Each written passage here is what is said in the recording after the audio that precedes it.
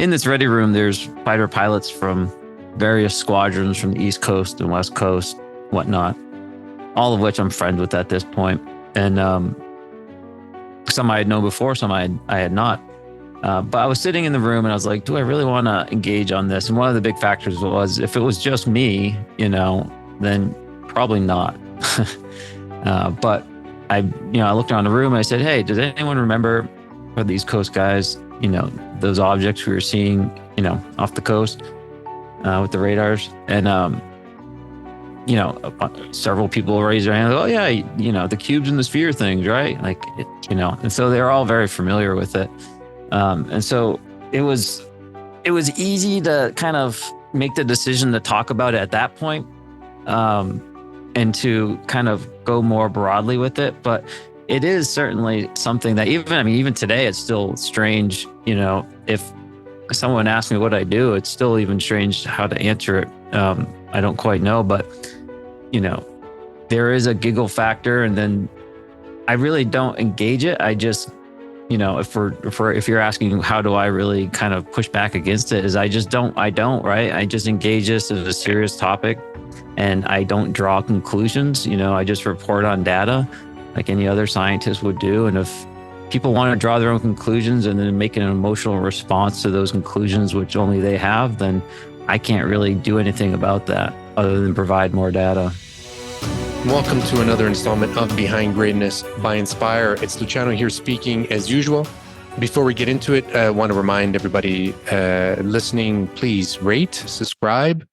If you're so inclined to donate, as most of our regular listeners know, we are a charity as well. We're not for profit, of course. We have been for almost 10 years, but we're also a registered charity. So all donations go to the operations of the podcast.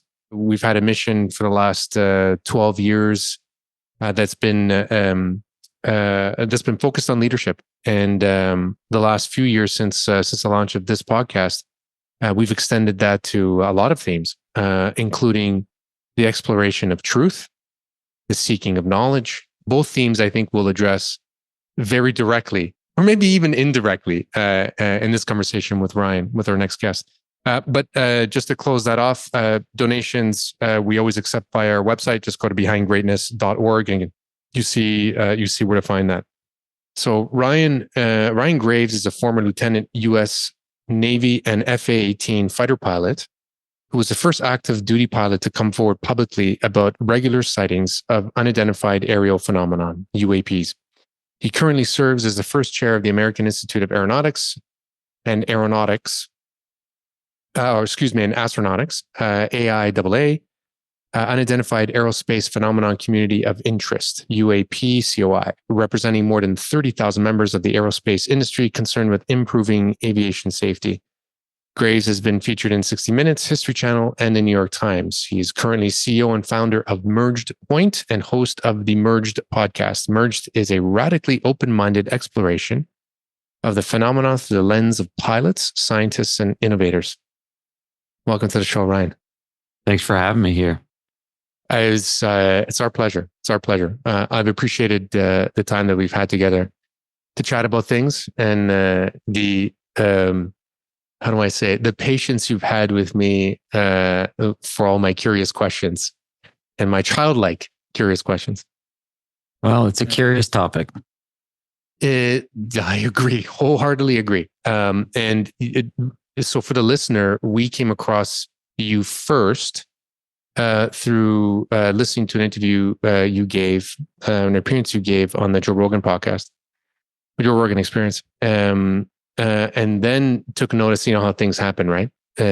Once you hear something once, and then all of a sudden it appears many other times. So we've heard your story through 4 or 5 other channels as well since.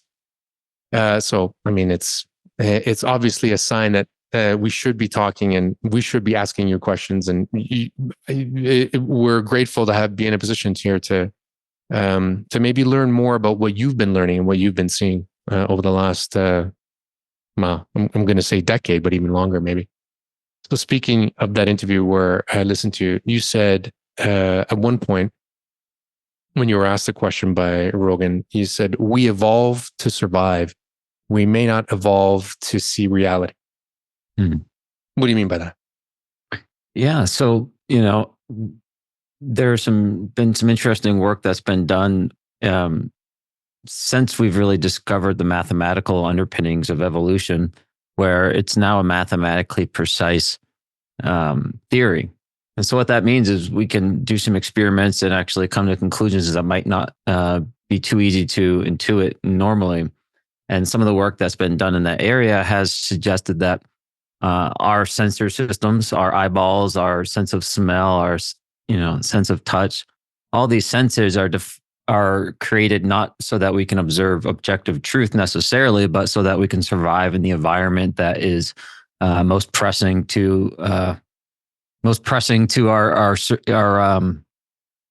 threat, the most pressing threats that we have against us. So, we don't necessarily need to be able to understand or interact directly with a photon to uh, be able to understand a lion is about to eat us.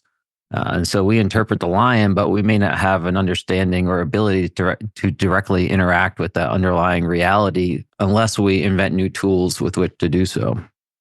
I'll add to that example. I was telling you before the record that I've been listening to your podcast, I recommend the listener to subscribe to your podcast, even though you are 2 fresh episodes in, because it's a new venture for you. You've had 2 extremely interesting folks on there, and the second individual that you had on just this week, he was a former, was he an Air Force pilot? He was a Marine pilot, actually, U.S. Marines. Yeah, Marine pilot. His name is Mark Hulsey. So speaking of not seeing the photon, but paying attention to the lion, it surprised me when he said to you, you guys were talking about looking out into the sky when you're flying. He said, 90 or 95% of the time, pilots aren't even looking out the windshield. They have their iPads on, they're reading something, they're playing a game, they're at their control panel. They're actually not even looking outside. Mm-hmm. I mean, even in fighters, right? There's a lot of sensors and information we're intaking. In the commercial world, you have more downtime, and right, like how long can you actually just look out a window every day, right? And it's harder to actually see things out there than one would think. When there's no clouds or no relative distance markers out there, your mind doesn't actually know where to focus even. So it can actually be very difficult to just kind of look out there for long periods of time. Your eyes will tend to focus at a set distance in front of you. And so if you keep coming back and forth inside the cockpit, it can actually get a bit tiring after a while. All the while, things might be happening out there, though. Certainly. as you came to see as a fighter pilot, and as you have started to communicate to the rest of the world, the story really started to happen when you were seeing things as a fighter pilot in the East Coast, the U.S. East Coast, and not just you, but your colleagues. And you were seeing objects that had different trajectories, or you couldn't see them on the radar, or you could see them and that they wouldn't appear on the radar, and they had different speed trajectories and so on and so forth. I shouldn't say so on and so forth because that's not being dismissive. I just want to get to the question. And you start to see this often enough where it was becoming concerning for you. Mm-hmm. So I guess the first thing, if you don't mind explaining to the listener, what were you seeing? Give us an example. What you and your colleagues, your other fighter pilot colleagues, were seeing. Certainly. So what we were seeing at first was nothing with our eyeballs, but simply data on our radar suggesting that there were objects in areas that we weren't expecting to see them. And our radar can look out very far, much further than we can visually see things usually. So we're accustomed to seeing things that are way out there that may or may not be a factor to us. But these objects were typically, or mostly, I should say, within our working areas. And we would expect nothing to be out there. The only thing we would expect to be out there are other F-18s or the occasional Cessna that might come through that gets called out and gets rerouted. But to have objects in there on a regular basis, it was a bit shocking. We also had just updated our radars. And so even just say the day before, you could have been flying on a flight, not seeing anything in the areas. And then perhaps the next flight, you're in an upgraded jet. And now you're seeing multiple objects in those working areas. It makes you wonder if you were just lucky on the last flight not to hit one or what. But even at this early stage, we didn't necessarily know whether they were physical objects or not. We just saw that they were on the radar. Eventually, we did get close enough for our other sensors, such as our FLIR, which is essentially a camera system, to see them. And we were seeing IR energy. Essentially, it looked like something was shining an IR flashlight at our jet, essentially. We weren't seeing the skin of an aircraft or anything like that, but it did lead us to believe that these were now, or at least we had to respect the fact that these could potentially be physical objects now that we're seeing, two sensors corroborating the same information at the same point. And those remained unidentified. Like no one knew possibly what they could be. Were there any guesses, any educated guesses on what they could be? Yeah, at this point, we were perhaps thinking that this was some type of drone or something of that nature, but we ended up seeing these visually with our own eyeballs not too long afterwards. And what it looked like, what these objects looked like up close, at least when we could see them, was a dark gray or black cube inside of a clear sphere. No propellers, no tether, no lifting wings, anything of that nature. And these would often be stationary for long periods of time, but then they would also just start moving again at 0.6 or 0.8 Mach, which is somewhere around 240 or 330 knots, somewhere in that vicinity. So that's, kind of like cruising speed for a jet. And so not how we would expect a round cylindrical object, or spherical, I should say, object to behave or to stay airborne for those long periods of time with those large speeds as well. When you first described that on Joe Rogan podcast, that blew me away. So I told you when I was on, I took a brief vacation with my family. There are 4 things I did there. We're near an ocean, and it was hot. So I did 4. I slept, I overate, I read Dan Ipposalka's book, and I listened to your interview. So the 4 things I did. Very good. And I remember where I was near that beach when I first heard your account of that cube. So there was a dark cube that touched the inside corners of a transparent sphere. Is that right? Yeah. So the word that was used to describe it to me at the time was clear sphere.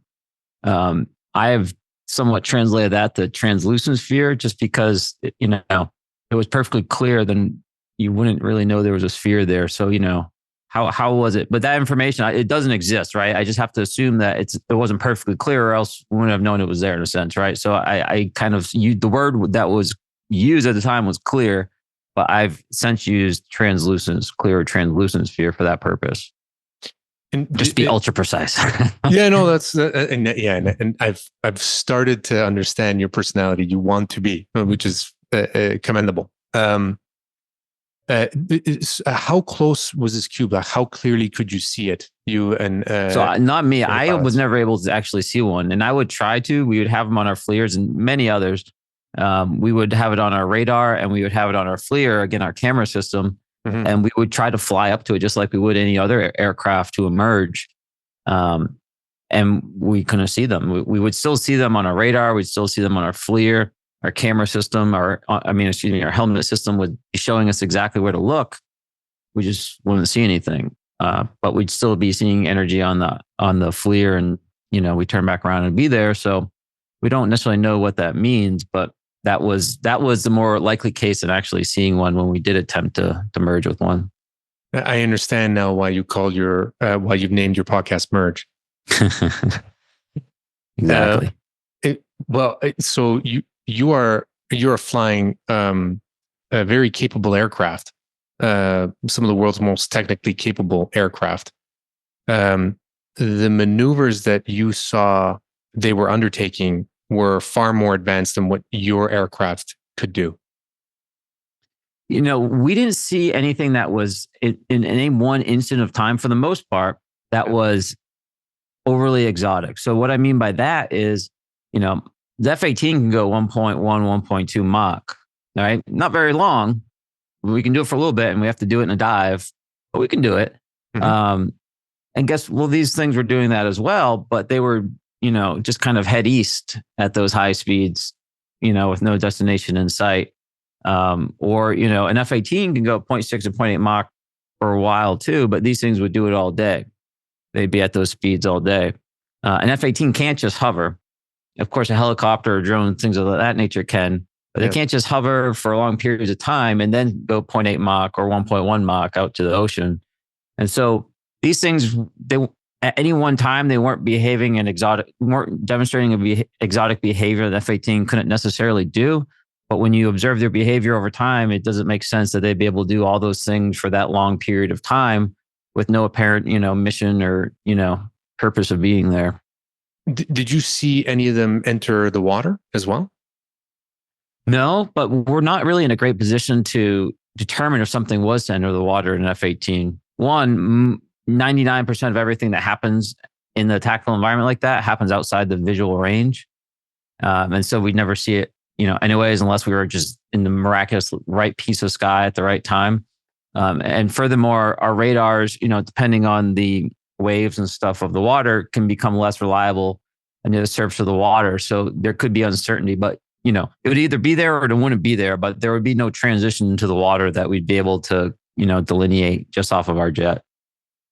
So you're a guy in his 20s. You're highly trained. You explained to me too your trajectory. You're very lucky in order to land a fighter jet. But you were highly trained. You did service as well in the Middle East. So this wasn't like you weren't a rookie who thought he saw something and then was convinced otherwise later. So, well, even whether you're a rookie or not, the systems we use right now are incredibly advanced and capable, and they're what we put our lives in every day. And so at the end of the day, it's either we trust our equipment or we don't, and we trust our eyes or we don't.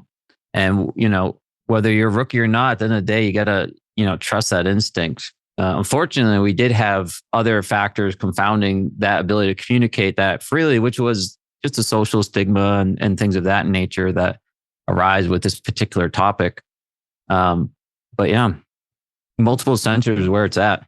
Okay, so that's fair. That's fair. I shouldn't have said rookie because that's really condescending of me, and that's dumb. We want to stay away from that. That's just kind of the mentality we have. Once you get to that point, you got your wings on at least. But there are new guys, and there are people that have been around longer. At that point, I had I joined my squadron on deployment, so I had about a half of a deployment under my belt, and I had come back, and I was going through basically the meat and potatoes of your tactical training as a fighter pilot. Going to be training to be a tactical flight lead, things of that nature. I'll just say I was very comfortable with the systems that I was using, on a daily basis at that point. Yeah, the listener needs to understand that when you explained it to me, when you wanted to become a Navy pilot, so you said you grew up in a small town. You were an avid reader. You killed in all sports. And to your parents, when you decided that you wanted to enter the Navy, you set up, you did a decision tree and presented a Gantt charts to them about your choices going to the Navy. I didn't know it was called the Gantt chart at the time, but it was just the most logical way to present the information, which was essentially just a flow of optionality I had in my life at every point of my training in the Navy if I happened to fail out at that particular point. So if I got through this part of training, I would have this skill set to be able to have this type of job. But if I made it another 2 years, I would have this skill set to do this, and on and upwards. Well, so you did also say something very interesting too. Keeping on that stream, you like what I did there? You like what I did when I said so? You said that the Navy would have been a cool challenge because there are two things you said, and I really like this. I really took to this. You said it would open doors and test your limits, and you do something big and exciting. And the second thing you said is because you had a massive curiosity in technology and science, and that aerospace was at the pinnacle of this. Mm-hmm. Absolutely. I've said on the podcast before, I have two boys who are interested in the sciences, and looks like they're entering fields, science-related fields. I want them to listen to other people who are curious and passionate about what they do in scientific exploration. So anyway, I appreciated that on a personal level. But it's good for the listener to understand your background too, because you were and are that driven type of guy. You're an evidence-based guy. But, and we shouldn't say but, I should say and. We had Pim van Lommel on the show, and he's written a lot about consciousness. He's a cardiologist. He's now, I think, 80 years old, from the Netherlands. And he wrote a book on consciousness that is now part of the secondary school curriculum in the Netherlands on consciousness. Very cool. Because he decided to explore. I'm coming to my question because it just occurred to me this morning what to ask you. He decided to explore near-death experiences because as a cardiologist, he was actually on the front end of new how do you say it, exploration on saving cardiac arrest patients. So up until the late 60s, most people who had cardiac arrest were dying. But he was right at the pinnacle. As he was becoming a doctor, they come up with new science and technology in order to help people survive. And he was seeing people come back with stories that blew his mind. 15 years later, he decided to do a study. He decided to take a survey of 50 of his cardiac patients and ask them if they remember something when they were under cardiac arrest. He got 2 replies. So at the end, 12 out of the 50 reported a near-death experience. 12, but 24% that admitted to it. But he said he had 2 responses. It was either no or why. And I thought of that and was listening to that this morning with my younger boy. Actually, I was driving into the subway. I thought, I want to ask this to Ryan because you were seeing things. You're technically at the top of your game with respect to flying these vehicles. You are trained. You know what you're doing, and you're seeing something that others aren't seeing. Was there hesitation by your colleagues and yourself to disclose what you were seeing at first? So I think there was a few ways that kind of happened. When we were seeing things on the radar, it was very much a joke that we're seeing UFOs. And then we see things on the FLIR. It was less joking because there was an actual safety threat. But then when we kind of ran out of like reasonable options for what it could be, we as a group kind of came to the conclusion that we didn't have any more reasonable explanations for what it was, kind of, but at not so many words, and then it kind of went into the realm of the funny thing we're not necessarily going to be talking about until unfortunately we have to, because this is probably going to be, this has high potential to be an accident or midair or something of that nature. And so we recognize that it could be a problem. And that's what we're trained to do, to recognize these types of hazards. Mm-hmm. We're very good at it. But even still, I would say, even having that evidence, just like perhaps someone that's had a near-death experience, we were as a group still hesitant to take a proactive step to correct the situation, just because it was kind of past that kind of believability thing. And that's really what I've been trying to push, is to, encourage people to not necessarily have that kind of mental block and to feel more comfortable with exploring these anomalies, even if some cases they turn out to be, nothing special. That's just part of the process. Yeah, I think that's why I'm excited. And when I listen to this, when I listen to other people's experiences like yours, like Pim's, for instance, you're seeing things that I possibly can't see, especially on a regular basis. Mm-hmm. So it doesn't mean that they don't exist because I don't see them. And maybe they're not anomalies, like you said. Maybe they're always there. And we just have to, to use the metaphor again, we just have to look out the windshield more often. Mm-hmm. Yeah. I don't know. It's just a thought of mine. But I guess that brings to the other question: why there is this stigma. I've been exploring this for a while, actively and also passively. But what is it that we have to lose if we just explore beyond what we've been trained to think is reasonable? Well, as social animals, I think that there is always the fear of being an outcast on either side of the bell curve. That's just innate to who we are as human beings. And so I think that's, some basic human instinct that we have to combat when, approaching topics that are outside the window of acceptable topics of the mainstream. And sometimes that's for very good reasons. And sometimes, sometimes perhaps not necessarily for as good of reasons. So I think that's a blocker of some sense. Another one too is just kind of the topic itself. I think could be potentially naturally disturbing or frightening to people. The fact that there could be something here that we weren't aware of, it can be an unsettling threat, regardless of how comfortable you are, whether any type of interaction with it would be incredibly rare or something of that nature. But just generally speaking, I think it would make sense for people to be hesitant to accept something they can't control in their lives. And then another, potential reason I think is so much of our media and culture has created certain connotations and assumptions and perspectives on this topic. And so we are not necessarily reacting to the reality of the situation, but just reacting to the media and the memories that we have of that media and how that, and we react in the way that we would to any other, entertainment or media and treat it as such. So I think those are kind of some primary reasons of why we're not very comfortable talking about this topic.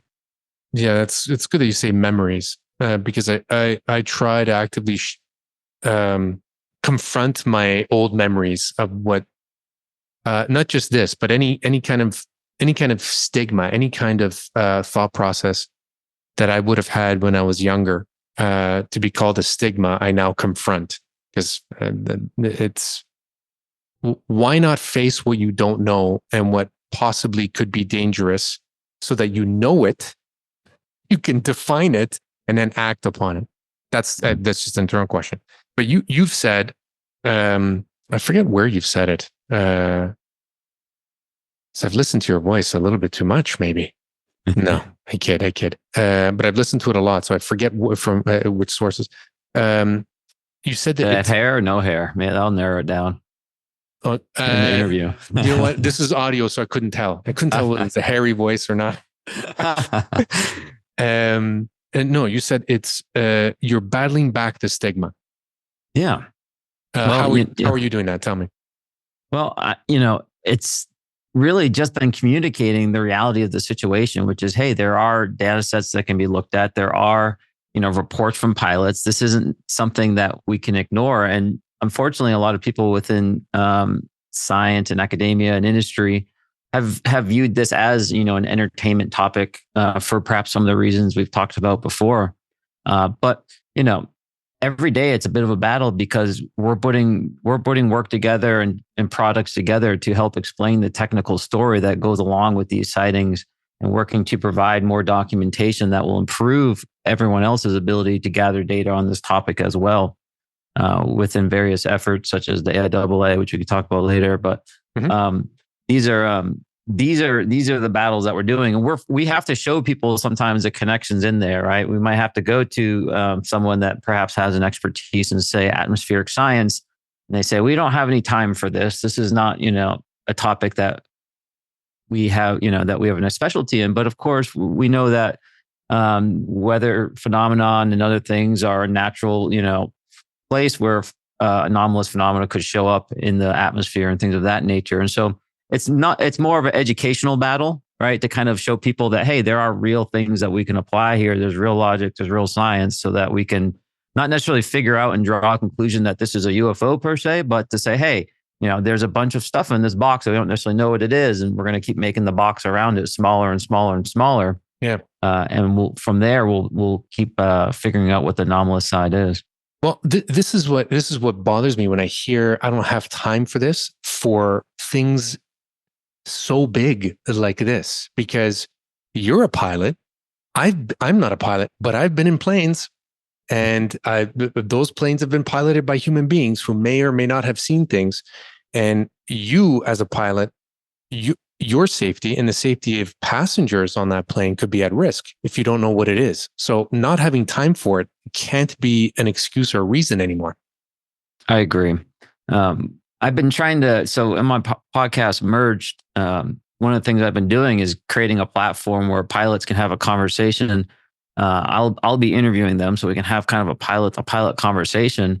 And we're not there to draw conclusions about what they've seen. We're not looking to pick it apart or doubt their story in a sense, but we just want to provide them a platform to tell exactly what they're seeing, and then we can take that as agnostic data and go forward with how we want to approach the problem from an aviation safety and reporting perspective. Because right now, as you mentioned, the safety side of this, and and how you as a passenger would feel uncomfortable if your pilot didn't feel like he could report certain safety incidents.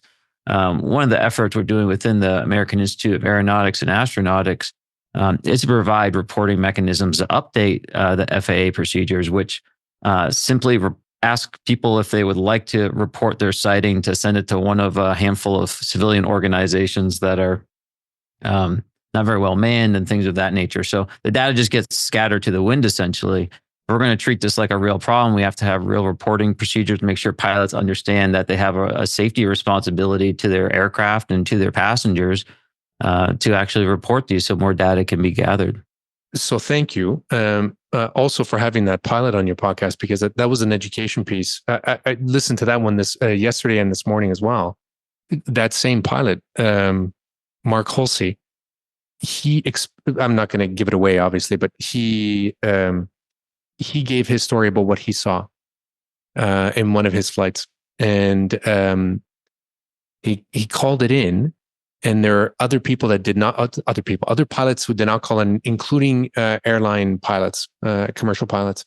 They didn't call it in because they didn't want it to be on the record, but they admitted it later on that they did see the same thing. And you were very fair. You gave him that space, like you had mentioned. And then you asked him, what does that mean? Because he said they don't want to lose their meds. And so you asked him what that meant. Do you want to go through that? Because sure. It's terrifying to understand that this happens. When you're a pilot, you have to pass a physical examination and mental examination on a yearly basis in order to maintain your pilot ratings.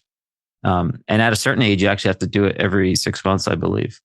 And so that right there, if there's something that causes you or is identified from that medical professional, any cause of concern that your health, whether it's physical or mental well-being, could put the flight in jeopardy, then it's simply a check on a piece of paper to basically ground that pilot and halt their career until further evaluation is done. And seeing UFOs, if the company line is that they don't exist and you are reporting it, then the only logical conclusion is that it must be in your head and you're not fit for duty. So you can see why people would perhaps not be, overly volunteering the fact that they see things that they can't explain when their entire livelihood and the career is based on it. And if you lose that, that's all well and good. Or if your company says, I don't want you to talk about this, and they fire you, the other downside is that everything is seniority based in the airline. So you basically go back to the beginning of your career if you switch companies. It's not very good. So if you do come to terms with the company for some reason for reporting or to push back on that, again, you're risking your entire career and your retirement because you're going to go back to the pay stub regardless of how many flight hours you have. That infuriates me because that it puts truth and safety behind economic influence. We've learned this lesson before. I mean, we've learned it with blood. We've learned that if you don't give pilots the opportunity to speak, then they're not going to speak, and the natural outcome of that is an increase in accidents and avoidable accidents. And this, we've created systems in the past that are trusted by pilots to report issues that are outside of the legal bounds for any type of mishap investigation, right? So the pilot can feel free to communicate something without worrying. And so the investigators can get to the bottom of the safety issues without that pilot being worried that he's going to be sued by 200 people for providing an honest, accounting of his experience, of the way he handled the mishap or something of that nature. And so we have these programs. It would be easy to integrate this UAP reporting into these type of programs because they're already trusted by pilots. It's administrated. Some of them administrated by NASA, so they're already well-established, trusted programs. And so you're sitting on that committee. How do you say AIAA? Mm-hmm. The acronym. So bring us through exactly what you're trying to institute there. Sure. So the American Institute of Aeronautics and Astronautics, or the AIAA, within that they have integration outreach committees, which provide a point of integration across many different technical expertise. And so I chair and help found the Unidentified Anomalous Phenomenon Integration Outreach Committee, which is a permanent committee within the AIAA, which reaches out across the different technical committees within the AIAA and elsewhere in order to build expertise and spin up teams to improve aviation safety by expanding our understanding of UAPs and mitigating barriers to the study of UAPs. How are you pushing forward the understanding of UAPs? How is that working? So, like the first 4 words in our charter is to improve aerospace safety. And so our 2 main technical efforts are housed under our human factors and our hardware factors subcommittees. And under each of those, we have a strategy in place and a number of papers that are reporting on or providing recommendations on different reporting mechanisms, on different detection mechanisms, best sensor phenomenologies.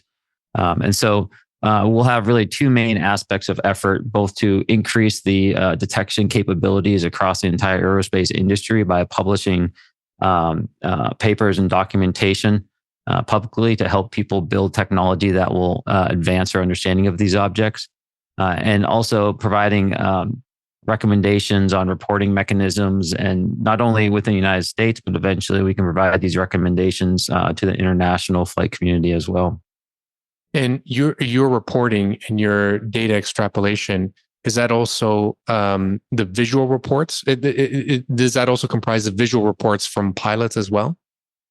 We're not expecting to serve as a repository of pilot reporting data sets at the AIAA. We'll be looking more at data analysis and engineering analysis based off of data sets to be determined.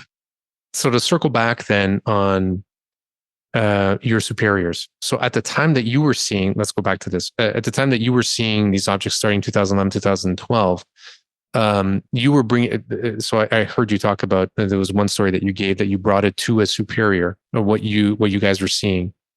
And your commander, your direct report came out to take a look. Is that right? Do you remember the kind of story? Yeah, I think the story you're referring to is in relation to an admiral seeing the gimbal tape for the first time. He was not my direct report, however, and that was in 2015. Is that the one you're talking about? It might be. So in this particular case, some squadron mates of mine had just returned from a flight, and they had recorded an object that we had not seen before, and they were preparing to debrief it after the flight to the intel folks. So I went down there, watched the video. That video is the video we now refer to as a gimbal video. There was some more data along with that, such as the radar data and all that good stuff. But long story short, I heard the admiral was coming down to take a look at the tapes, and so kind of just leaned back into the shadows slightly, just so no one kicked me out, and waited for him to come down because I was curious to see his reaction at the video. And so he came down, looked at the tapes for about 5 or 6 seconds, and then just went and just kind of turned around and left. So for me, and he didn't even watch the whole video. So for me, that kind of led me to believe that he was already aware of these objects. Mm-hmm. And at the time, that wasn't communicated back down to you guys. The knowledge from his level. Nothing was communicated after that. Yeah. So we've had on the podcast Leslie Kane, who's a journalist. You know of Leslie Kane, who is the one that broke out the story in the New York Times 2017 about ATIP, the program, a secret program funded by some folks in Congress, put in place to study UAPs, UFOs. And then they started congressional hearings that went on for a few years. But since then, December 2021, the Biden administration mandated an agency to which all the, I don't know how you say it, all the acronym spy agencies and intelligence agencies, in the US to report what they have found or what they have been finding about UAPs. So this is something that's become, talking about battling the stigma, this is something that's starting to become now more prevalent in the public consciousness. But you were reporting this and seeing this before anybody was accepting any of this. Like, not to go back to it, but to go back to it, there had to have been, like, with the stigma comes a lot of giggles. There had to be a strong giggle factor. Or am I wrong? when I was sitting down to make the decision whether to communicate more broadly on this topic, I was sitting in the ready room, we call it, which is where all the pilots hang out in Meridian, Mississippi, where I was a flight instructor. I was still in the Navy. Mm-hmm. And this is kind of after what we call our sea duty. So we've all just, done combat deployments, and now we're going to be kind of back on shore for 3 years instructing and things of that nature. And so in this ready room, there's fighter pilots from various squadrons from the East Coast and West Coast, whatnot, all of which I'm friends with at this point.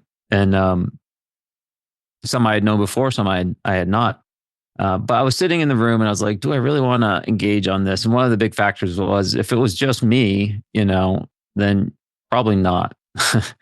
But I looked around the room and I said, hey, does anyone remember for the East Coast guys, those objects we were seeing, off the coast with the radars? And, several people raised their hands. Oh yeah, the cubes and the sphere things, right? And so they're all very familiar with it. And so it was easy to kind of make the decision to talk about it at that point, and to kind of go more broadly with it. But it is certainly something that even today, it's still strange. If someone asks me what I do, it's still even strange how to answer it. I don't quite know, but there is a giggle factor, and then I really don't engage it. I just, if you're asking how do I really kind of push back against it, is I don't, right? I just engage this as a serious topic, and I don't draw conclusions. I just report on data like any other scientist would do. And if people want to draw their own conclusions and then make an emotional response to those conclusions, which only they have, then I can't really do anything about that other than provide more data.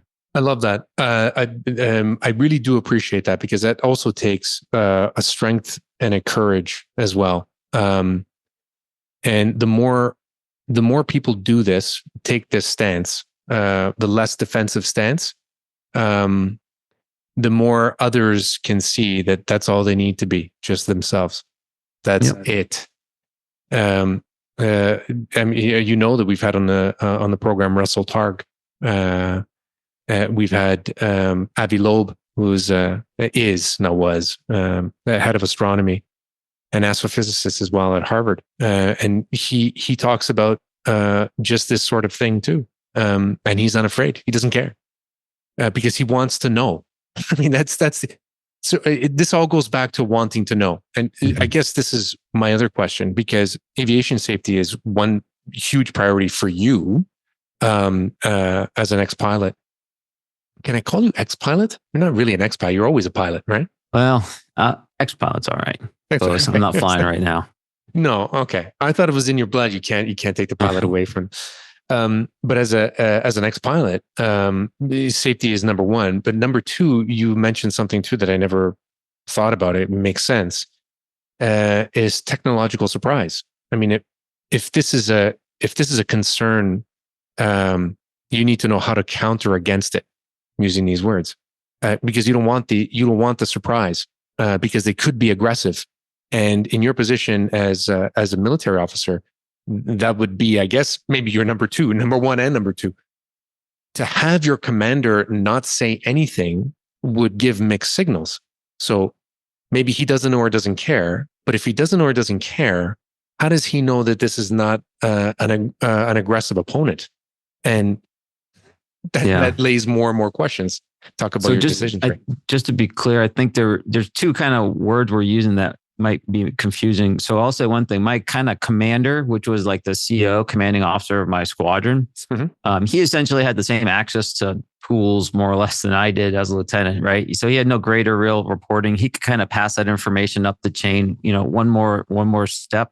The only really tool we had at our squadron level was to submit aviation safety reports, hazard reports, which is what we did when we nearly had that midair. That's really all we could do. To your point about the admiral, or to your point where you're saying your commander, I think you might have been referring to the admiral. He would be in more of a position to be responsible for the tactical and well-being of the strike group. So I did get the perception, I'll say, or at least later it was communicated to me that this was something that he did report back.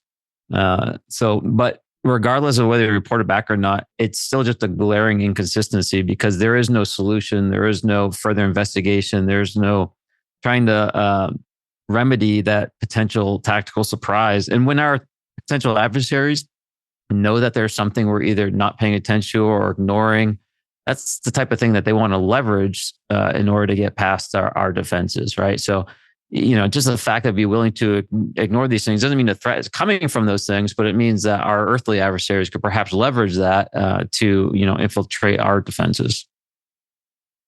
Makes sense. Thank you for clarifying that. You said it much more eloquently than I could ever.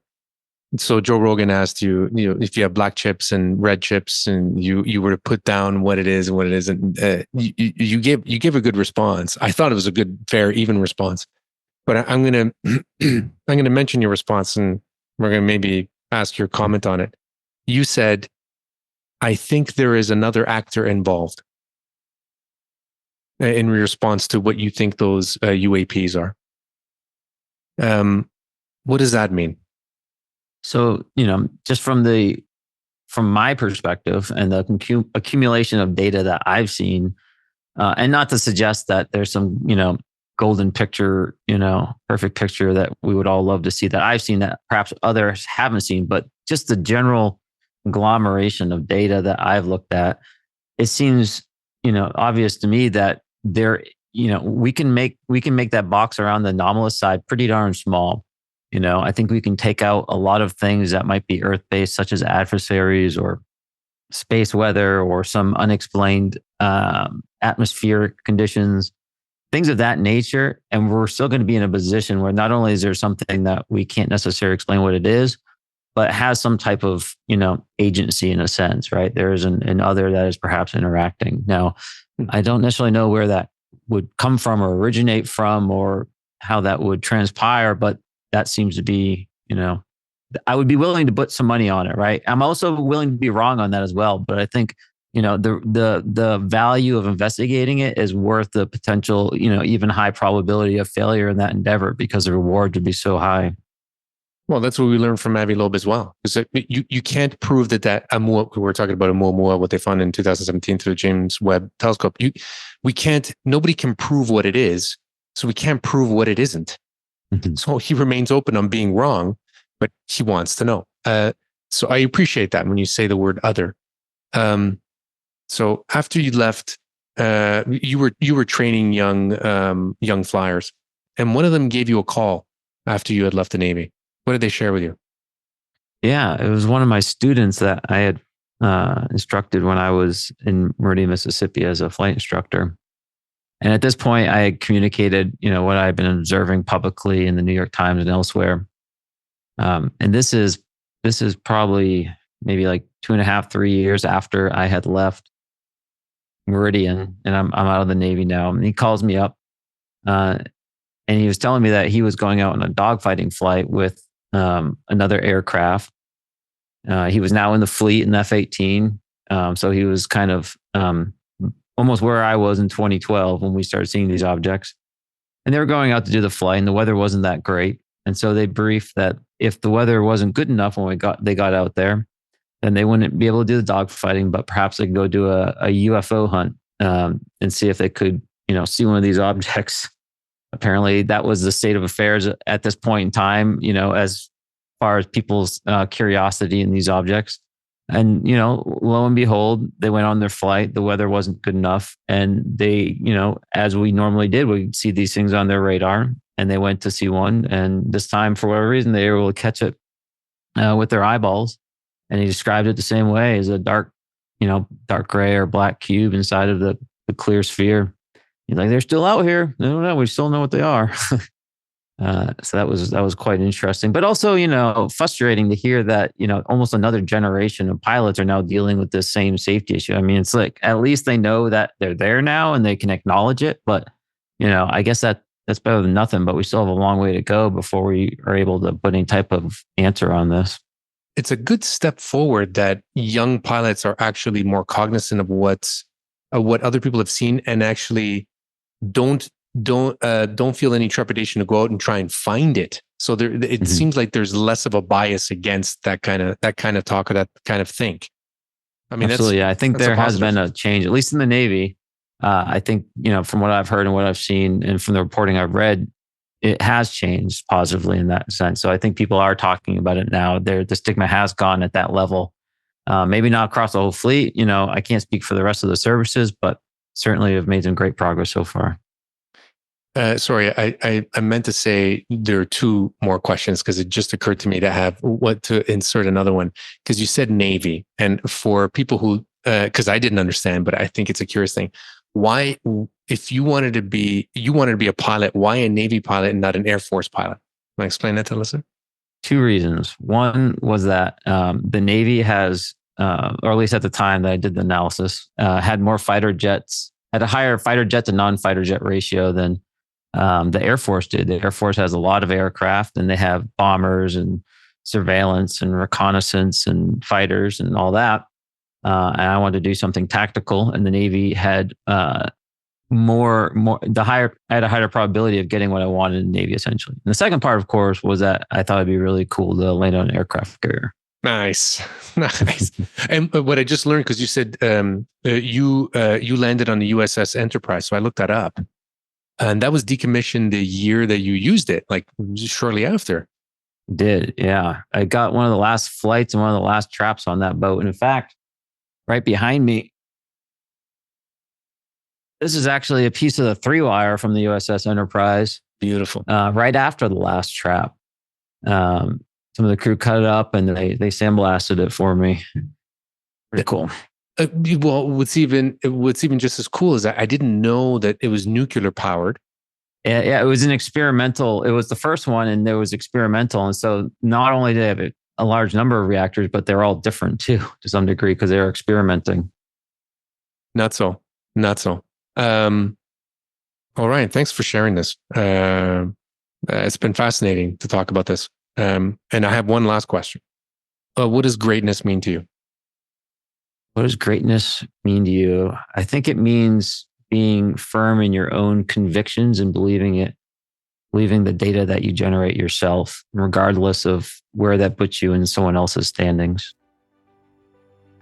Fitting.